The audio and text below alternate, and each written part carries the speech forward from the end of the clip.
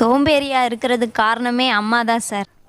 வச்சாடா ஆப்பு. நான் பட்ட கஷ்டத்தை என் பொண்ணும் படக்கூடாதுன்னு சொல்லிட்டு காலையில எந்த வேலையுமே என்னை பார்க்கல. சோம்பேறியா வளர்ந்து வளர்ந்து இந்த அத்தை வீட்டுக்கு வந்தோடனே அப்படின்னு தான் இருக்கணும்னு தோணுது. இதுக்கெல்லாம் யார் காரணம் தெரியுமா?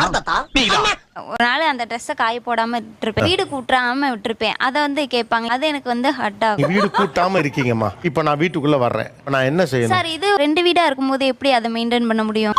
நான் நல்லா பண்றேனோ இல்லையோ, ஆனா நீ நல்லா பண்ற. 2 வீடு கூட்டிட்டு நிர்வாகம் பண்றது சிரமமா இருக்கா? ஆமா சார். இப்ப பாரு சீனா, 2 வீட்டுக்கு யார் சமையல் பண்றா?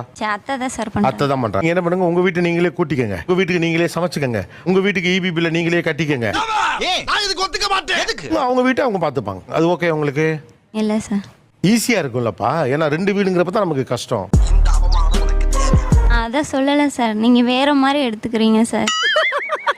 சிரிக்கிறாருண்ணா, என்ன பார்த்து சிரிக்கிறாரு. ஒரு மாதிரி ஹார்ஸா பேசுறாங்க சார். அதான் எப்படி சொல்லுவாங்க?